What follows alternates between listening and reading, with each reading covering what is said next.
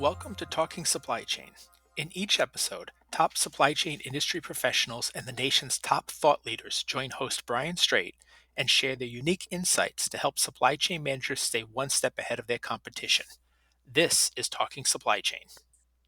As the COVID-19 pandemic subsided, firms slowly turned away from just trying to meet customer demand to more financially centered concerns such as margin and margin growth. Capacity investments boomed in recent years, but now companies are looking at how they can once again balance margins with customer demands. Hello, and welcome to this episode of Talking Supply Chain. I'm your host, Brian Strait, and I'm glad you are with us as we dive into this with the authors of a recent article on scmr.com that addressed this topic specifically. That article, Looking for the Next Frontier of Margin Enhancement, Think Structurally, was written by Knueve, Andrew Kerr, and Brett Meyer of AlixPartner. Derek, who is a director at AlixPartner, and Andrew, who's a senior vice president, have been kind enough to join me today to talk through the 5 key questions supply chain leaders must answer to find that next level of margin enhancement and the topic of their article. Welcome to you both. Thanks, Brian. Thanks for having us, Brian. Great.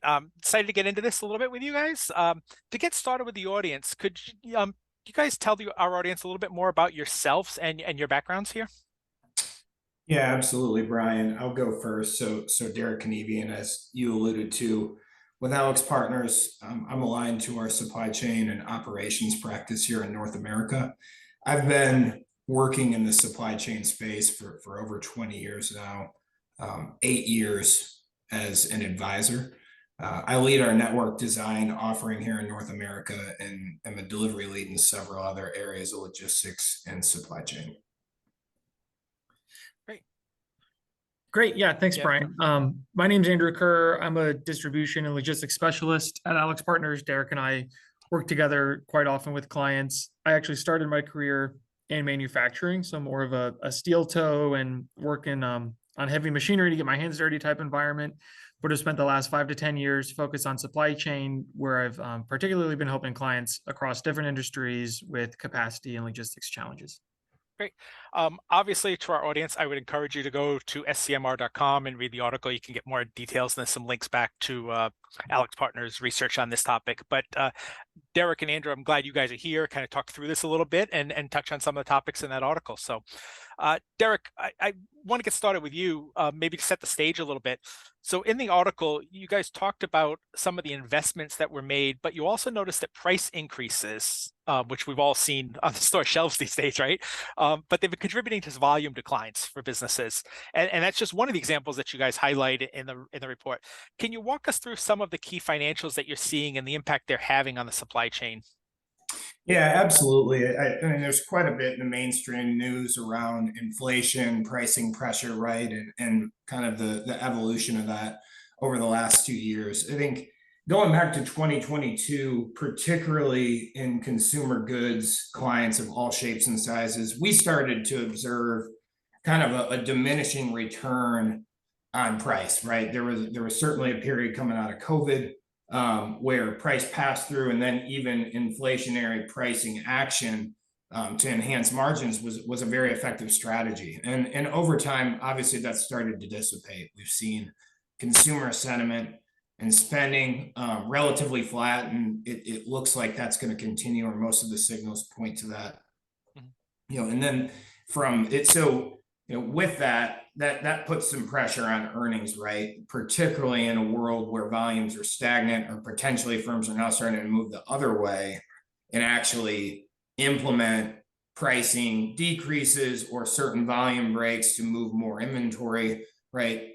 Couple that with a slowdown, or really kind of I would say a post-pandemic logistic and transportation opportunity that's mainly should have been captured at this point coming out of COVID. Obviously, there was a significant increase in space or a significant decrease in space availability on the logistics side, on the transportation side. Obviously, there was a sharp increase during the pandemic. Post-pandemic, that market is now kind of trough. So if you put these things together, a lot of the low-hanging fruit are kind of controllable supply chain expenses. Most firms have captured those at this point. And then on the top line, with that pressure, in an environment where we don't see, really any smoking gun or anything that would change those, what clients have come to us as an advisor looking for what other opportunities are there to optimize OpEx, logistics costs specifically, so on. And where we found success is working with them and thinking more structurally, which is kind of, why we created the tagline for the headline. And that's really about, how should your supply chain be structured? And then how should you ultimately operate your network in order to optimize on both cost and service? It's generally a little bit more complex to tackle, right? And we'll, I think, get into this later in the conversation. But it's an area that can yield big results if done the right way and thought about in terms of how to execute the right way. Yeah. A lot there. As you mentioned, some of this we'll touch on as we go on the conversation too. I want to talk just a minute though about investment. There's been a lot of investment in technology and infrastructure over the last few years. Some of it coming out of COVID as companies realized what they had to do, right, to meet customer demands. Some of it just, there's a lot of great technology out there these days. So there's a lot of investment going on. At the same time, I think we're starting to see companies try to put pressure on their supply chains in particular as a way to reduce costs and control some of the costs. Investments, though, are long-term, right? And so that it's a money that's tied up. The question, I guess, is with all this investment money that's tied up now, that this money is not part of the financial equation for an organization, for a supply chain. So you can't just, hey, cut it out now, right? Right? You can't just eliminate it. So where can businesses go to, if they want to find some cost reduction, where do they look at this point? Yeah, Brian, we've heard a lot of executives share the sentiment recently that they're looking to supply chain as an opportunity to take out costs. Yeah. And as you and your listeners know, many supply chain costs are cyclical, primarily driven by freight cycles. And one benefit over the last few years in supply chain is that with everything that's gone on, supply chain has become a headline topic, and there's more awareness around supply chain, which is a blessing and a curse. It's a blessing because maybe supply chain professionals are getting more attention at work than they used to and some more support. It's a curse because now all of those executives are much more keened into what's going on in supply chain and see headlines like we see now about freight cost lows and a potential freight recession, and warehousing rates are starting to come down and things like that, which creates the sentiment that there might be some opportunities. And the reality is a lot of the low hanging fruit is gone. The freight costs, primarily when you look at things like truckload, we've been in that sort of cost recession for over a year. So companies have already taken advantage of that. Many companies have already done things like looking at mode optimization and load utilization and whatever labor opportunities they have. So the short-term stuff, the low-hanging fruit is really not an opportunity anymore. Folks have already taken advantage of that. What we are seeing is threefold. One is we do see more of an appetite from a warehousing perspective to renegotiate business leases. I would say over the last few years, primarily right after COVID, most of all the negotiating power was with landlords and 3PLs, and now there's a bit more leverage that we see the shippers and tenants having in that space when that term comes up. Mm-hmm. So we're seeing some favorability there. The second I would say is we see a lot of organizations having success looking at their demand more holistically. I think in the first year or so after COVID, obviously demand patterns shifted significantly and businesses saw demand like they'd never seen before in both directions, right? But we're in a spot now, I think everyone has a good sense of what that new normal is for a while. And so taking a step back to see what your capacity and freight requirements really are is allowing for some organizations to remove capacity from their network. And then the third thing I would say is around more of like a cost to serve lens.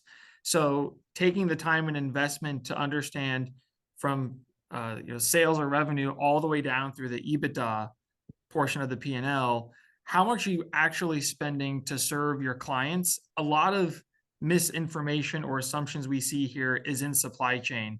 Businesses don't understand how much of their fixed costs are actually going to specific customers, how much of their freight costs are going to specific customers. And so taking the time to understand how much they're spending to service customers specifically can really shed some light on margin opportunities, some pricing opportunities, and then highlighting some things that maybe you're doing today that you don't need to be doing tomorrow because it's actually eroding your margins. Yeah. So, I mean, there's obviously a lot there, but in essence, then, Derek, are we looking, do we need to be approaching this as kind of a structural redesign of supply chains, or companies to be looking at this as something maybe a little more subtle and kind of tweaks? Well, I think, Brian, the simple answer is it depends, right? Which you probably assume that I would say that. I'll give two specific examples of how it can depend that we've seen at least recently. I think one is a client may have too much capacity in their current footprint, or potentially it's not in the right place, right? And here's what we mean by that. It could really be driven or be a product of rapid expansion after COVID-19. We found many clients of all shapes and sizes really were stretched and rushed to get additional storage capacity to meet demand, oftentimes up against really kind of murky or unclear forecasts in terms of the future, which may or may not have placed capacity in the right places or in suboptimal locations.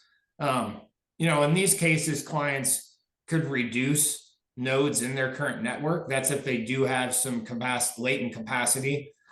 They'd really look to absorb volume into their existing nodes and locations, or reduce nodes, right? Or even further, potentially add additional capacity in a new geography or in existing geographies where they need more. Obviously, that would be a heavier lift, and we're talking more structural. But when we talk about structure, that's really what we mean. We mean the location of the infrastructure, right, relative to demand and the service level requirements that would ultimately determine how optimal or suboptimal that would be.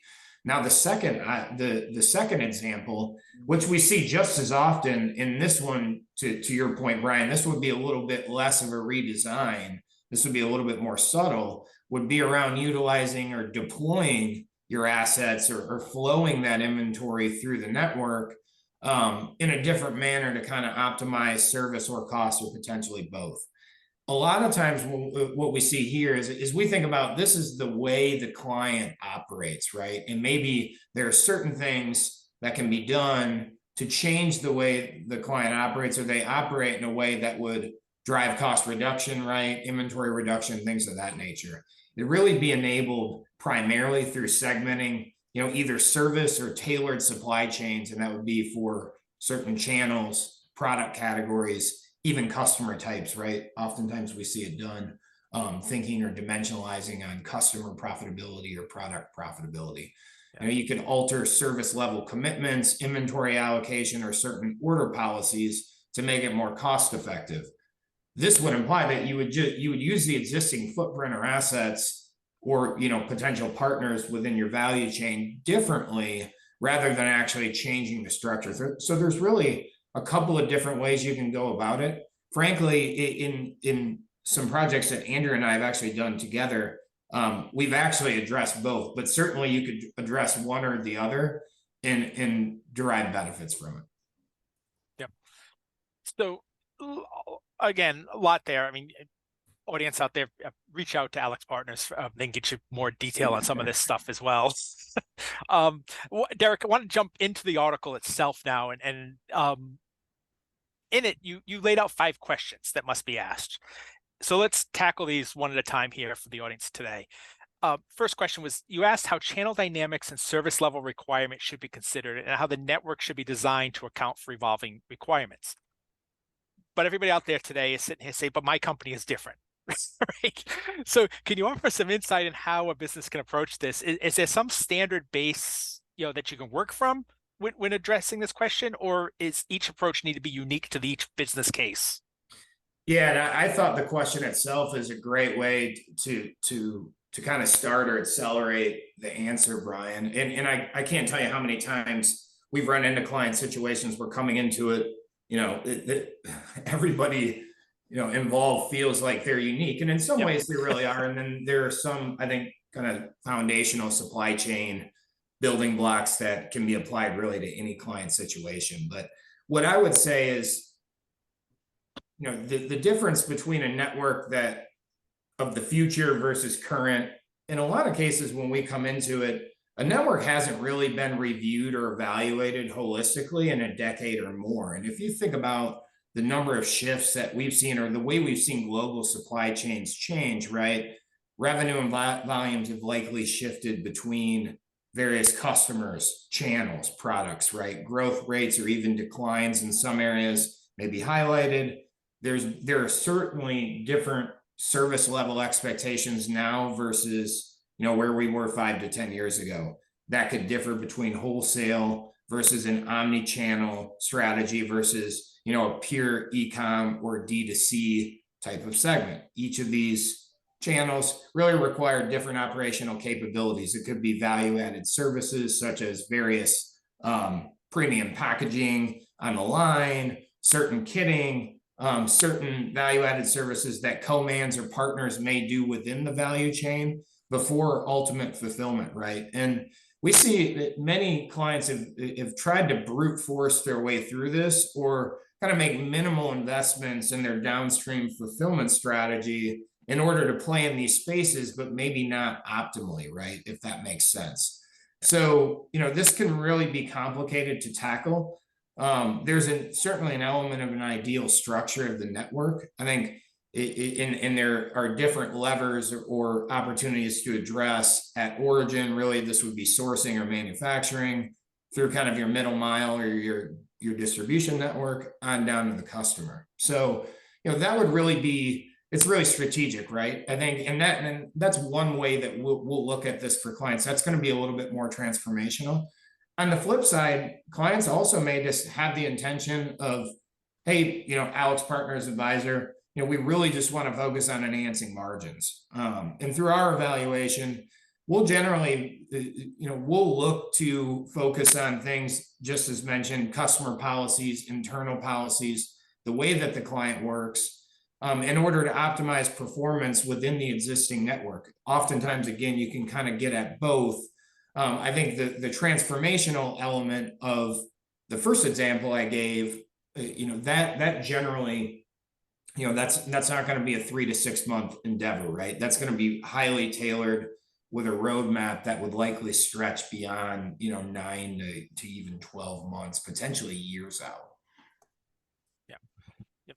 So we're all unique, right? We're all unique, but there's, a framework here that exists in essence, depending on the path you choose and you want to go down, and then you guys can tailor that in the end accordingly. Yeah. So the second question, Andrew, going to you for this question. The second question that you asked was, what do volume forecasts and associated capacity requirements say? So help me understand that a little bit. How does that factor in, and beyond the obvious need that businesses have to deliver product to their customers? Yeah, it's everything, Brian. So the forecast, when it comes to determining supply chain requirements, comes down to really the relationship between the sales team and the supply chain team. And oftentimes that can feel like a rivalry between the two. I think it has for many folks for the last, however many number of decades. It's more like a Tom and Jerry relationship at times. Yep. But it should feel like a marriage when it's successful, because ultimately the sales and volume forecast is what the business thinks they need to be able to support from a delivery perspective. And the supply chain team needs to be able to support that at a cost that makes sense for the organization. And so the forecast really is placing your bets as an organization. It's placing your bets on capacity investment for building size. Do you need a 100,000 square foot building? Do you need a 200,000 square foot building? Do you need a 1,000,000 square foot? Can you share with another company based on seasonality, things like that? If you're placing your bets with your fleet requirements, how many trucks should you have potentially if you have your own fleet? You're placing your bets with your bids from a freight perspective, if you're running a truckload bid every year or an LTL bid. And obviously we all know in this industry, the way that you run a bid like that and give volume commitments to carriers and providers has meaningful impact on cost and relationship and service, which all matter long-term. And so what you agree to support from a forecast perspective has this trickle-down effect throughout the entire P&L.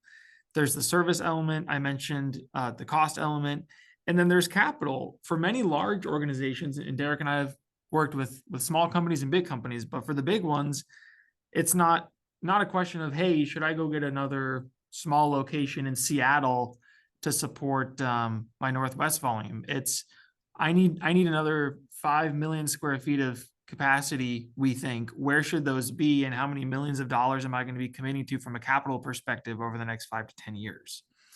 And so where we see clients be really successful here is that relationship between the commercial organization and the supply chain organization and finance. When we see executive teams that are very well connected can align on the forecast and what they need to do to deliver that, we see companies execute very well. When we start to see issues or inefficiencies, it's when there's that disconnect between what some leaders think they need to be able to support from a commercial perspective, while the supply chain team isn't willing to sign up to that, or has seen this 100 times and is reluctant to try to support that because they're disconnected on what the future really looks like. Yep. And I mean, those are all good points, right? But I think we're seeing, to me, we're seeing more cooperation, right, in the businesses. Correct, Andrew? Between the different departments that we didn't see years ago. That marketing, the sales, and the logistics supply chain people. Yeah, we are. We're definitely seeing more of a service lens and a risk averse lens from supply chain folks who traditionally might have been more focused on cost.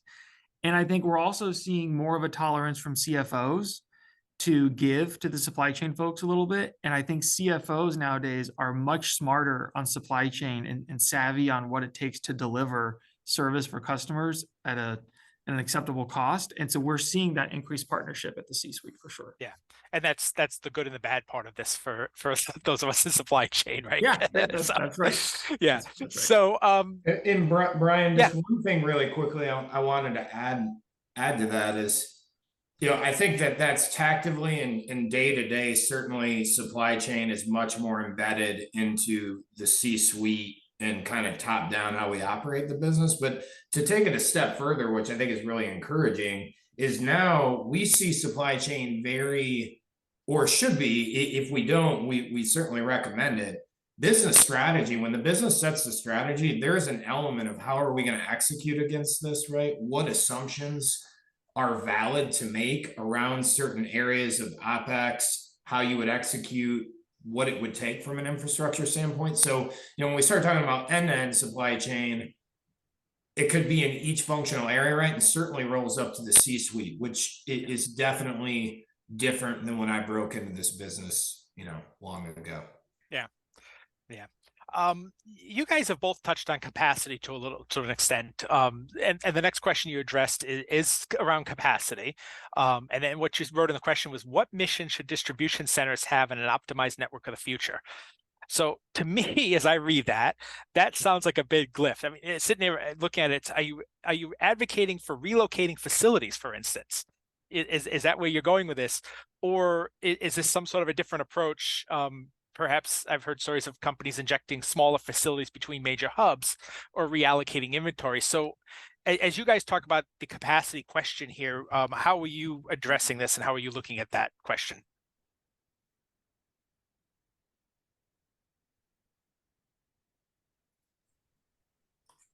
I think so. I can take a shot at that one, Brian. Yeah. I think from a capacity perspective, it's all about how organizations think they're going to be fulfilling the customer long term.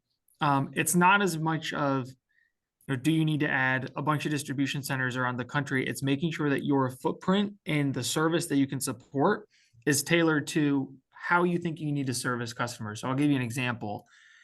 If you have a retailer who traditionally was more involved in the wholesale space and would distribute within the supply chains of some of their customers, maybe they would ship to a Walmart and then the Walmart would fulfill their own locations, right? A lot of retailers, for instance, are trying to increase their online presence and their e-com presence because of trends in e-com.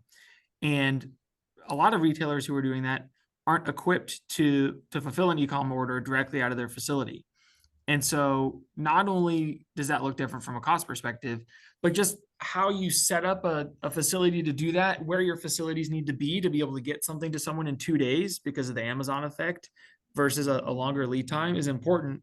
And even at a more granular level, when we think about capacity, the size of a facility needs to change depending on that solution, right? If I'm heavily investing in e-com, I may have a more automated focus, or I may have a more labor-intensive focus where I've got an outbound dock where I need more people packing boxes, and I've got a wave strategy that involves some pre-planning and some other mixing of products at each level. I'm going to store and handle the products differently, which is likely going to require more space. And so this goes back to the question you asked about forecasting, but aligning on how you fulfill volume in the customers in which, or the missions, as we've called it, that you're going to be servicing really impacts where your DCs are and how much space you need for those, to tap into the labor that you need and make sure you can service customers within those time periods you've committed to. Yeah, and Brian, just to add on a couple more points, I think Andrew did a great job of giving specific examples. If you think about those examples, right, this is a pretty broad evaluation or you know, a pretty large beast to tackle, so to speak. I think when we come into a client situation and we want to help them think about their network, we really like to start kind of at the highest level, right, which is outlining and really understanding the client's material flows and volumes through the end-to-end supply chain. That's at origin, through conversion, and ultimately to the end customer. And mapping those, then we can look at, okay, here is the purpose that these existing nodes appear to be executing against, right? Or this would be the purpose of the node. And then you start to question, you know, how efficient is that, right? Do we have the right for demand supply relationships defined at the DC level? Do we have too much material moving through the network, right? Twice, 3 times, right? Do we have the right inventory in the right place? Or are we having to store inventory at suboptimal locations? From there, we start to think with the client around an unconstrained view of what should the network look like in a perfect world, and then start to refine that accordingly based off of certain constraints and certain constants in the network to say, how could you either structurally or executionally adjust this, right, to improve service or maintain it while reducing costs. So it's not just the capacity, it's also where it should be, and certainly how do you use it once you have it. Yeah, there's a lot of questions there, and actually leads nicely into the second question. Simply, you guys both touched on a number of things to consider as you do these analyses, but are there other things that companies should be looking at? What other considerations might they consider beyond what you guys mentioned? Yeah, there's a lot to look at, like you mentioned, Brian. It's a pretty complicated question that we try to answer for clients. I'll touch on a couple that are most common. I think the first is looking in the mirror and really understanding what an organization's capability is to execute on a plan. Companies are all across the spectrum, from very immature to advanced or world-class. And we all see catchy articles about how AI is going to change the supply chain and visibility technology, so you can see exactly where a shipment is at any time and react and all this stuff. But many companies are grappling with the day-to-day reality of just trying to have a fundamentally sound S&OP process, right? Or the basics, like measuring their capacity. How many pallets do I even have in a facility? How much am I spending on labor? And what are my labor requirements truly are based on my demand? So I think the first thing is just understanding what the capability is and focusing on some of the fundamentals can bring a lot of value before trying to take on some other things that that might be bigger than an organization can take on their own. And then the second area where we see a more and more conversation, but definitely something to consider, is procurement. And oftentimes procurement is viewed separately in an organization than supply chain. Mm-hmm. And what I mean by this is particularly for international importers of goods, when we think about things like geopolitical risks and sourcing location changes based on maybe what's going on with cotton in China or some other ESG considerations, oftentimes what can go unnoticed is some of the value or levers that changing a country of origin may have and the downstream impact on that. So for example, if I'm an organization that traditionally buys 80% of my clothes, maybe I'm a clothing retailer, right? I buy 80% of my clothes out of China. And now I'm looking at a potentially a China plus strategy. So I'm bringing more in from Bangladesh or Cambodia or others. That from an ocean perspective, that opens up the East Coast of the United States and changes some of the freight math. And so maybe I'm actually more incentivized to not have that distribution center in LA and maybe shrink my footprint in LA and add a footprint on the East Coast because my freight cost might be similar. And now I can save on the outbound freight to the East Coast by bringing some of those goods in to Savannah or New York. And so oftentimes procurement can be looked at as a standalone initiative, but working with the supply chain team can actually help optimize the end-to-end view that Derek and I typically work on with clients. Yep. And geez, Andrew, I've actually planned a podcast here, but I did not bring up Gen or AI in any way, and you brought it in anyway. It's I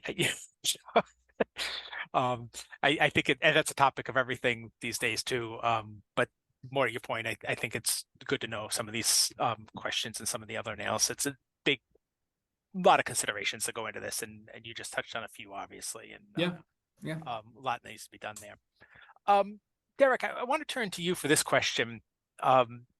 When companies consider significant changes to their networks and operations, a lot of times they go outside, right? And you guys address the idea of third-party logistics providers, and they offer a lot of scalability, right? I mean, they have access to capacity we needed, and whatnot. So do you see 3PLs becoming a bigger part going forward? I mean, I think they've grown in recent years. Do you see that continuing to go and continue to get more important for an organization? We do, and I think there's a role for third party providers or participants within any client's network potentially. We see hybrids, we see fully outsourced models, and we still see certain models that are fully insourced or operated by the client, right? I think there's quite a spectrum where 3PLs could maybe slot in there. One of the reasons why we do, it's often a consideration when you look at these things in terms of, is it the right time or the right, need or opportunity to bring a third party into the network. It's because logistics has really evolved from very basic warehousing, think 10, 15, 20 years ago, you're moving, storing, and primarily shipping goods, right? Now, if you've been inside of had the pleasure of being inside of a DC that's built, within the last probably 3 to 5 years, you're seeing very sophisticated operating environments, right? Deploying a tech stack of integrated, sophisticated software, and you should see automation applications, really in order to support a lot of what we've discussed above, right? Around segmenting service levels, supply chains, right? Tailoring your supply chain or your downstream network to various channels, so on. Clients that have made investments or hold some sort of a competitive advantage through operating their own distribution, we see that they're often well positioned to leverage and enhance this. Certainly scenarios like this come to mind for certain retailers we've worked in, certain distributors where supply chain, where operations is really the competitive advantage. That makes a lot of sense now and into the future. But on the flip side, many clients have made, I think I mentioned this earlier, kind of minimal or just enough investment in their downstream fulfillment networks, right? Hasn't been a big priority, is not looked at as strategic. They're really not as well positioned downstream to deal with the supply chain dynamics that continue to get more complex. So, really simplistically, partner in that situation, partners obviously offer less risk and speed to capability, which is obviously attractive, especially in a world now where cost of capital is really as high as it's been in decades, right? And they also have proven to offer advantage in getting in, acquiring, and really standing up facilities in new geographies, or helping to enable or accelerate some of those structural shifts that we talked about that are a little bit more transformational than maybe executional.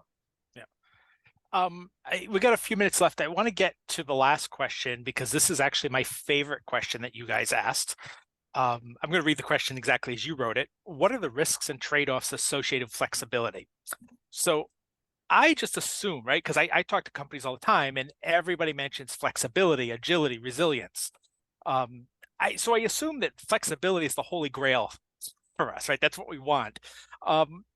So can you address, Derek, maybe you could address this one? My question, for my own knowledge, is there a difference between agility and flexibility as companies seek it out? And I guess more importantly, is there risk with building a more flexible environment that maybe we're not considering? Yeah, absolutely, Brian. And I don't think they're mutually exclusive to your point, right? But I think there are certain elements of it that are. So maybe to give an example of agility in a network, if you think back to 2 to 3 years ago when companies really struggled to process their inventory and material flow through their various routes to market, right? That was a big pain point. Obviously, drove significant increases in ocean freight and in all modes of transportation domestically, right? So really to counteract that, when a client maybe wants to address, am I agile enough in my network? Really, one of the simple ways to think about that is do you have multiple flow paths or route to market? Mhm. And some form of duplicity in the supply chain doesn't necessarily mean that the duplicity would be optimized, but do you have duplicity or enough to avoid some of those issues to continuing to supply? That could be not operating at full capacity, having some slack in the network, having multiple entry points, various carriers or participants in your network that share some overlap in capability. I think that's agility. Now, on the flexibility side, I'll use an example because Levi's came out, I think, towards the end of last week and announced that they're in the process of selecting a third party for the first time to be their fulfillment partner, particularly I think in D2C. In this example, this minimizes the operational risk and time to market because Levi's does not have that D2C background or capability, right? Mhm. But a third party can offer a very structured way to bring a facility online to support that D2C channel, which sounds very strategic to them. But I think we both know, results or forecasts, they could be both good or bad, swinging wildly one way or another.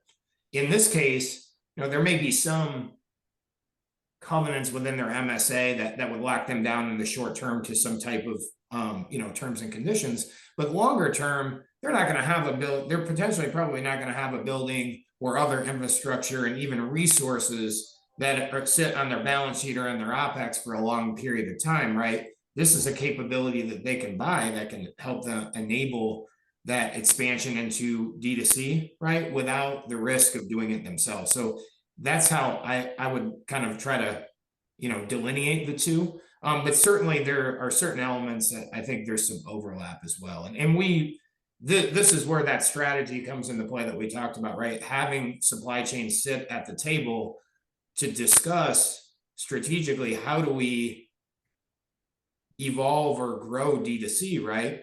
That's one solution that they can bring to the table up front that can help the company avoid risk down the line if they're really not well suited to execute against it.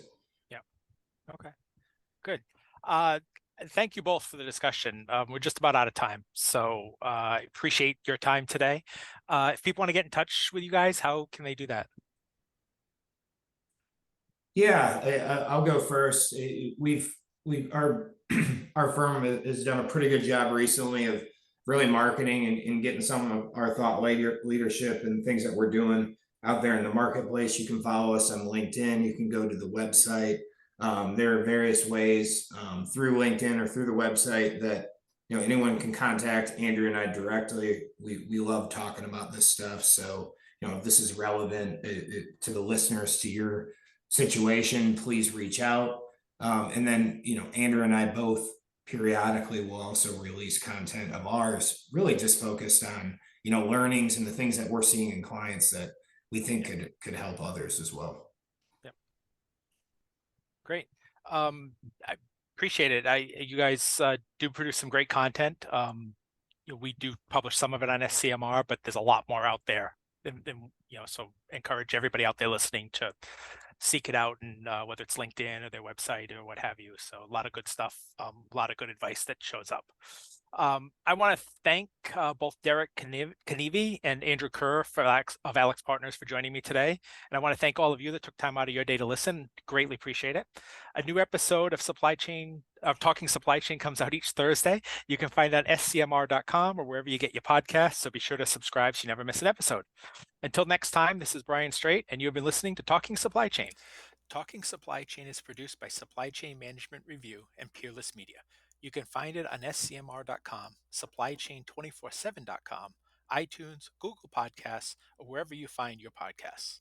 For more information on this topic or to sign up for our weekly newsletter, a print or a digital subscription to our publication, visit scmr.com. We hope you will join us for our next episode. For Supply Chain Management Review, I'm Brian Straight, and thank you for listening.